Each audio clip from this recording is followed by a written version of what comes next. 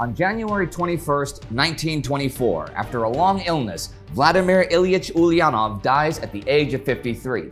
He is better known under the pseudonym Lenin, and since 1917, he's been the leader of Bolshevik Russia. Lenin's death sets off a struggle for power and consolidation in the newly formed Union of Soviet Socialist Republics, the USSR. When that struggle is over, it will leave one man as dictator of the Soviet Union. He is Joseph Stalin.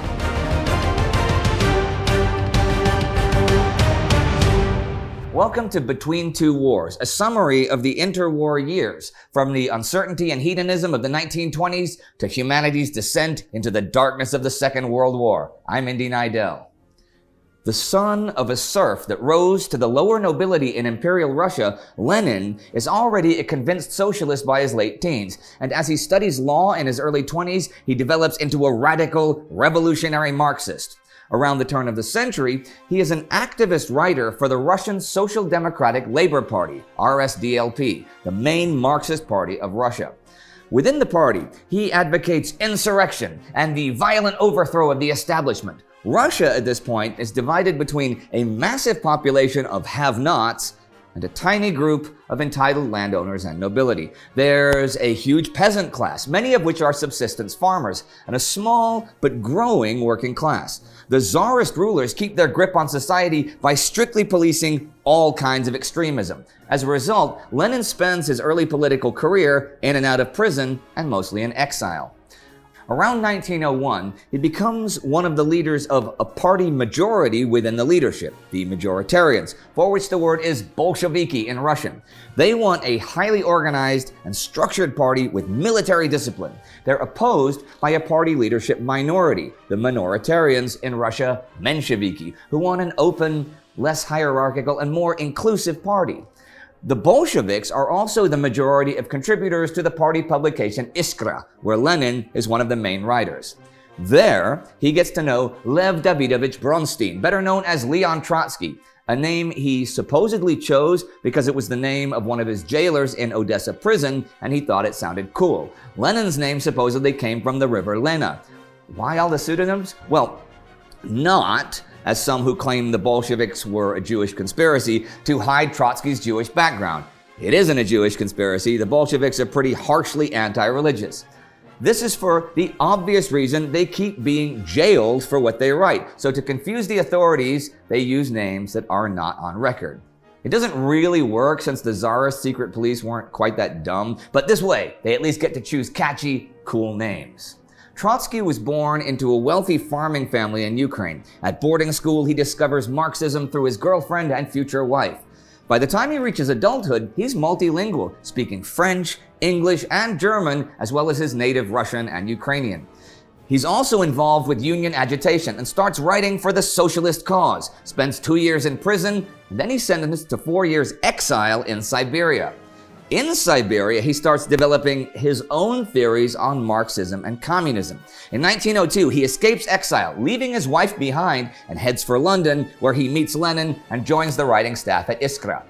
Although he's an admirer of Lenin already before they meet, he defies him the next year when he joins the Mensheviks, leading Lenin to call him out publicly as a Judas, scoundrel, and swine. The schism will last until the revolutions of 1917, a time when Trotsky refers to himself as a non-factional social democrat. Trotsky works tirelessly over the years to reconcile the party's warring factions, ironically managing to make enemies in all camps and becoming seen as an uncooperative troublemaker. One of the people he crosses in this period is a dashing, charismatic, adventurous Bolshevik. A violent criminal from Georgia, Yosef Yugashvili, better known as Joseph Stalin. One of his many code names based on the Russian word for steel. Stal, and with the suffix in, becomes something vaguely like man of steel. The son of an abusive alcoholic father, he grows up with his mother in the care of a priest who goes out of his way to give Stalin a proper education. By his late teens, though, Joseph starts hanging out with socialist revolutionary gangs, denounces God, and begins a wild existence on the road. He takes a prominent role in the organization of strikes and violent demonstrations in his hometown Tiflis, and by 1901 becomes a target for the secret police. He goes underground, continuing to organize violent uprisings. At 23, he's elected to the Central Committee of the Georgian branch of the RSDLP. But he's finally caught and also sent to exile in Siberia. In early 1904, he manages to escape and make it back to Tiflis, where he promptly becomes a supporter of the new Bolsheviks. In January 1905, when an abortive revolution begins in Russia, Stalin is in Baku on the Caspian Sea. He forms a battle squad to fight the police, carry out robberies, raid government facilities, and extort local businesses for protection money. They also carry out attacks on Cossacks and the Tsarist militia in coordination with the Menshevik militia. He's arrested, exiled, escapes dressed as a woman, arrested again, escapes again, and so on, all while he expands his criminal activities. Now, all this sounds pretty cool, right? Well, it is not for his victims. His gang, now called the Outfit, kill hundreds of people during their heists and attacks. They even kidnap the children of wealthy citizens and hold them for ransom. And while they are ostensibly doing this for the cause of the revolution, they're also amassing wealth for themselves. That stands in stark contrast to Lenin, who lives an austere life, denying himself most creature comforts and any luxury, even as the money from Stalin's operations roll into the party coffers. In late 1905, the two finally meet during a party conference in Tampere, Finland, which was still part of the Russian Empire. Although Lenin has now managed to fill the Central Committee with only Bolsheviks, the Mensheviks are in the majority among regular members, and the Assembly votes to discontinue armed robberies and other criminal activities. Lenin sees a great need, though, for more money to assure success. That same evening, as the vote is passed, he meets in private with Stalin. They agree to set up a clandestine, secret operation to continue the criminal schemes. In 1907, that operation reaches a new low when Stalin and his gang pull a complex heist to rob a money transport from the Imperial Bank in Tiflis. Armed with revolvers and grenades, the 20-man crew attacks the coach at Yerevan Square. Now, it's in the middle of the day, and the square is full of people. As they attack and the guards return fire, they start throwing their grenades. In the chaos, 40 people are killed, mainly innocent bystanders. All 20 gang members get away with a bounty of 342,000 rubles, which is more than 3.9 million US dollars in 2018. Immediately after the heist, though, both Stalin and Lenin will distance themselves from the whole affair, as its legitimacy becomes an issue of contention, even among the staunchest Bolsheviks. Once the Bolsheviks are in power, though, it will be glorified as a highlight in the revolutionary cause as part of reappropriating money from the Tsarist regime. Okay, Stalin and Lenin are now brothers in crime and brothers in arms, and Stalin is invited to join the Central Committee by Lenin and Grigory Zinoviev, Lenin's aide-de-camp, who will be instrumental in Stalin's rise to power. Stalin is also involved with the publishing of Pravda, the Bolshevik official newspaper. Here, he gets to know Lev Kamenev, Trotsky's brother-in-law, who will be the first communist Russian head of state after the 1917 October Revolution.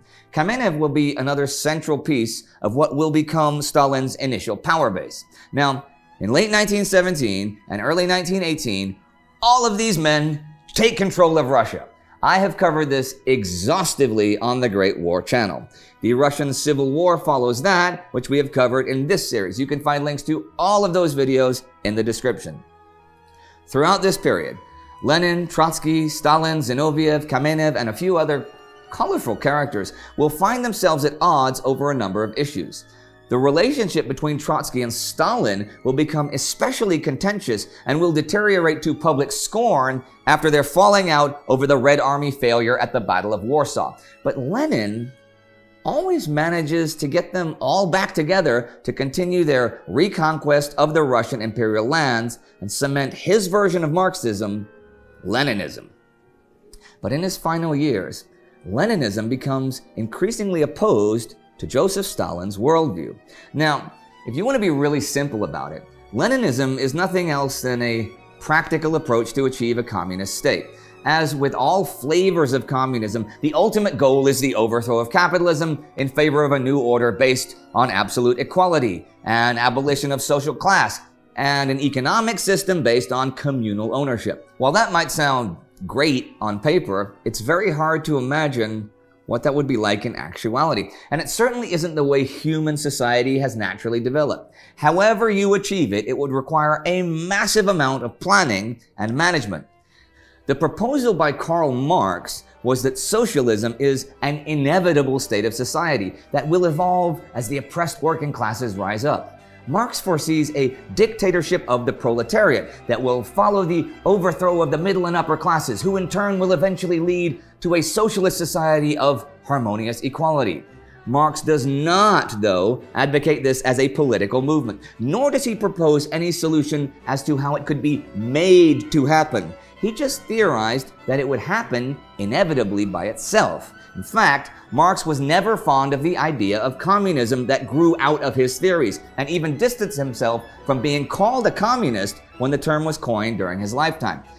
And in any case, Marx thought this will only happen when industrialization reaches a critical point. A society still based largely on an agrarian economy, like Russia in 1917, is not really ripe for Marx's socialist revolution. But Lenin and other socialists that follow Marx's ideas see it as their task to make it practically possible, even accelerate this process and make it happen, without really considering the last point regarding the level of industrialization. Lenin thinks there must be a vanguard party to plan, initiate, and carry out the revolution, and then maintain the socialist state. This leads to a one-party system and justifies the abolition and repression of all other political parties, which in turn leads to a police state to enforce that ban. The dictatorship of the proletariat must be forced to power through a violent uprising, and for that, the goals justify the means. In other words, the persecution, oppression, incarceration, and murder of anyone opposing the revolution is justified. This directly leads to the deaths of hundreds of thousands of people during the Revolution and the Civil War, on top of the millions that die as casualties in the conflicts themselves. Collectivism, or the joint ownership of all assets, leads to a nationalization of industry and appropriation of all private goods. Okay, this one fails catastrophically already during Lenin's life, and he then introduces the new economic plan in 1921, where private entrepreneurship is tolerated to a degree, though private venture capital is not allowed. That's regulated through a system of national banks that decide where to invest capital. Foreign trade remains a state monopoly. The dictatorship of the proletariat shall be upheld by centralized democracy through a system of independent, locally elected party committees, Soviets, that carry the voice of the people to a central committee which decides on the policy of the state based on an open debate. And believe it or not, Lenin actually practiced this during his entire tenure as leader of Soviet Russia.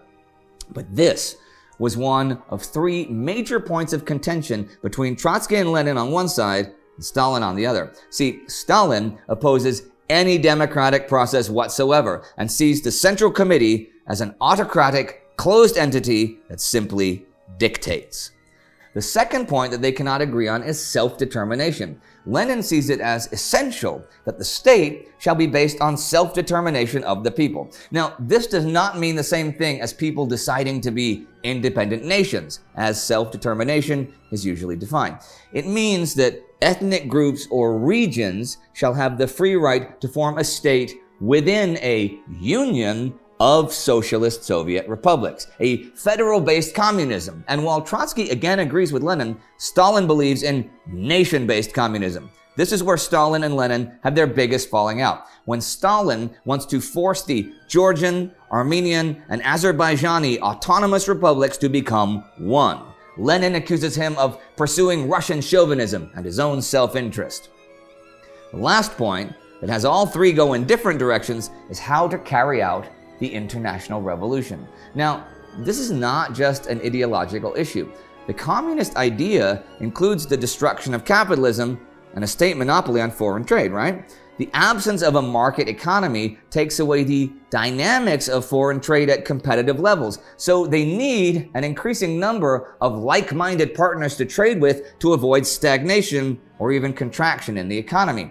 Lenin believes that that must be forced by revolution, if need be from outside. Thus, he forms the Communist International, Comintern, to promote revolution all over the world. If that does not happen, then it will be by conquest, and there you have a big reason for his wars in Eastern Europe.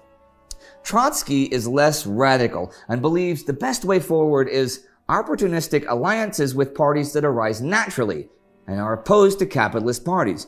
Stalin proposes alliances even with capitalist parties as long as it leads to increased international influences.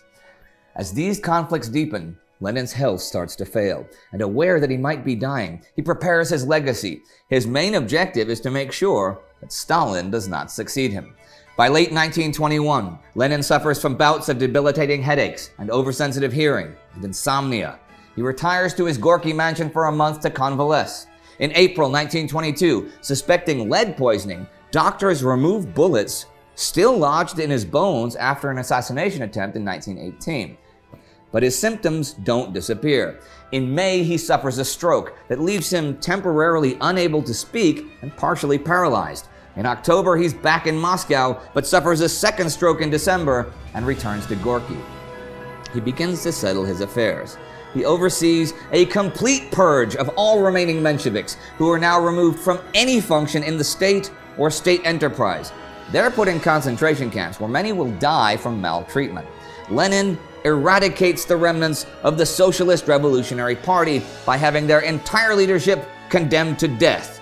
They're also put in concentration camps, but will not be executed until 15 years later during Stalin's Great Purge.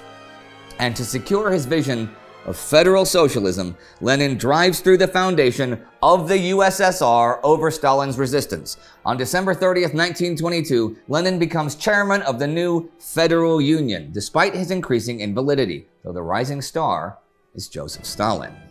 Lenin dictates his political testament in early 1923.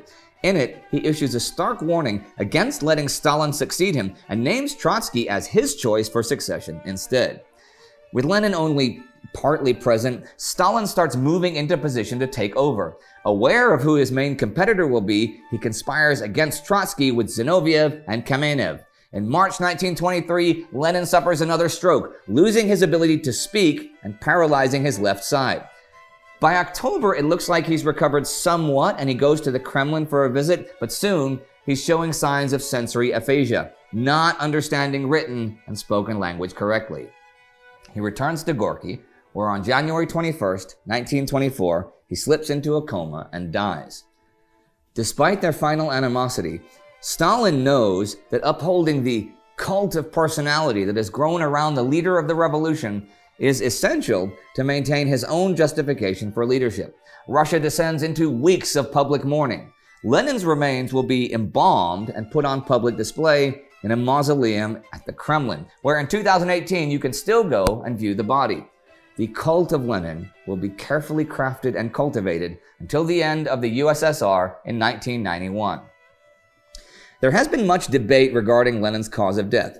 Was it the bullets lodged in his bones? Did he secretly suffer from syphilis? Was he gradually poisoned by Stalin? We will never know for certain.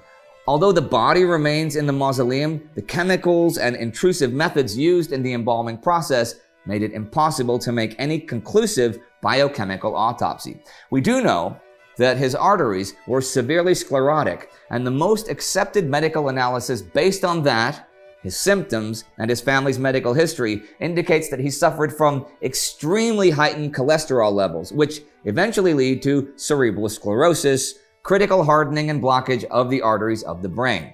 No matter what the reason, though, his death paves the way for Stalin's rise to power. Trotsky will not put up much of a fight against him, as it turns out, and with Zinoviev and Kamenev at his side, he will gradually maneuver himself into absolute power. In view of the incredible carnage that Russia and its dependencies have been subjected to during Lenin's time, it's hard to imagine that it can get any worse, but Stalin will manage to take it to new levels. If there was even the slightest bit of democracy in the Soviet system to begin with, Stalin will eradicate it. He will roll back the restorative measures of the new economic policy, deliberately launching famines that kill millions, even tens of millions of people, the incarceration of dissidents, ethnic oppression, and the assassination of political opponents will only increase. 3 of the victims will eventually be Kamenev, Zinoviev, and Trotsky. Last but not least, Stalin will reinstate the aggressive Soviet policy of international expansion, and this will contribute to the outbreak of war in 1939 and eventually lead to the Cold War. To get our episodes ahead of time, and to support the effort to make more content like this, join the Time Ghost Army on Patreon or directly at the timeghost.tv website. There you can also sign up to our forum for free. Links are in the description. If you missed our episode about how Soviet Russia loses against Poland, including Stalin's insubordination against Trotsky, it's right here. And if you haven't already, subscribe to Time Ghost and World War II on YouTube. World War II week by week starts September 1st, 2018. See you next time. Na zdrowie, towarzysz. Yeah.